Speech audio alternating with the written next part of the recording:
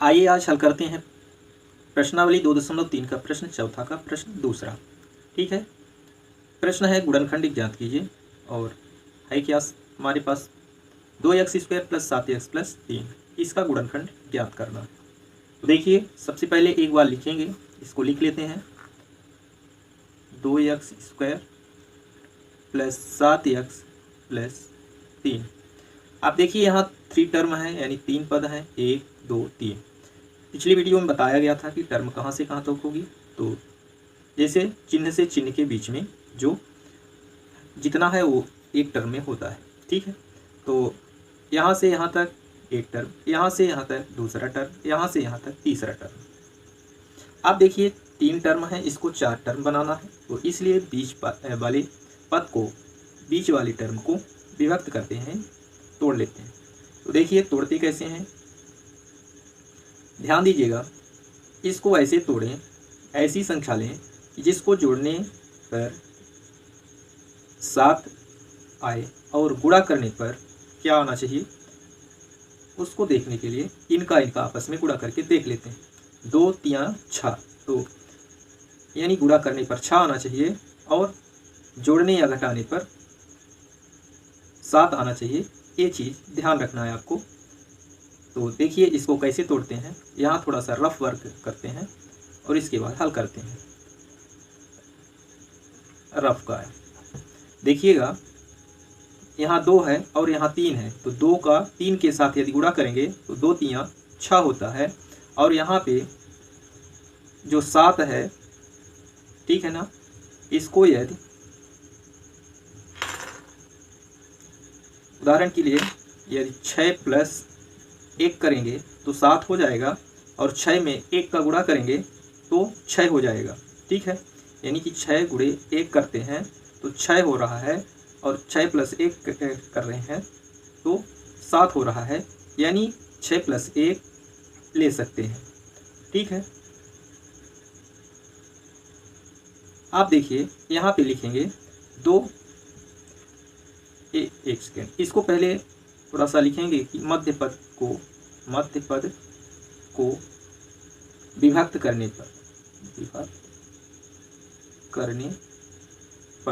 ठीक है, इतना लिखने के बाद लिखेंगे 2x²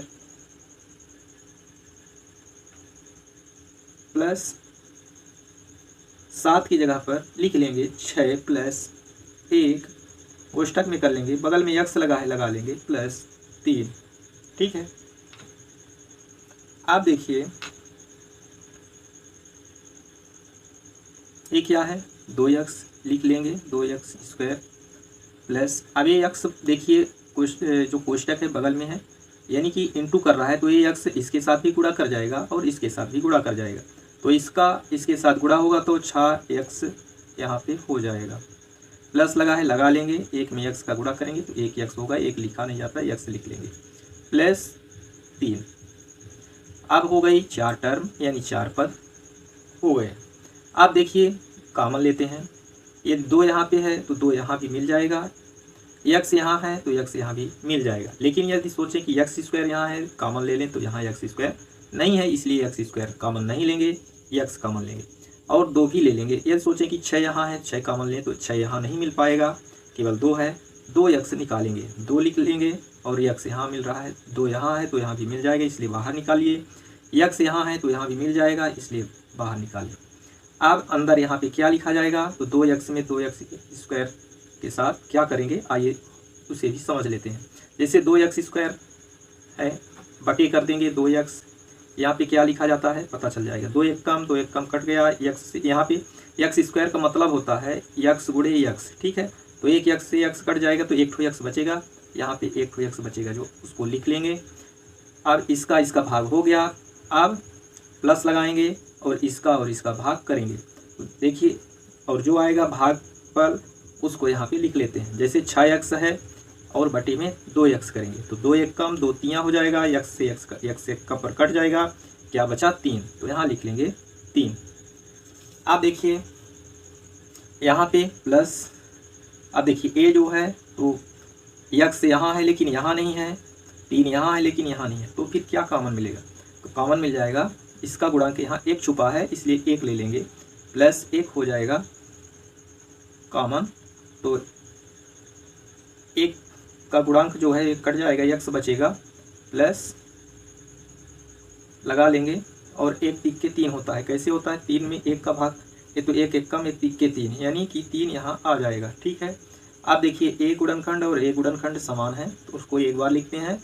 अब यहाँ पे इसको और इसको एक साथ लिख लेंगे, 2x प्लस 1 और ax प्लस 3, 2 बार है तो एक ही बार लिखेंगे, बस यही आ गया। यहाँ पे चाहे तो आप लिख सकते हैं अतः अभीष्ट गुणनखंड बराबर क्या हो जाएगा, 2x plus 1 into x plus 3, बस हो गया आंसर। ठीक है, आई होप कि आप समझ पाए होंगे। मिलेंगे पुनः नेक्स्ट वीडियो में, तब तक के लिए जय हिंद, जय भारत, धन्यवाद।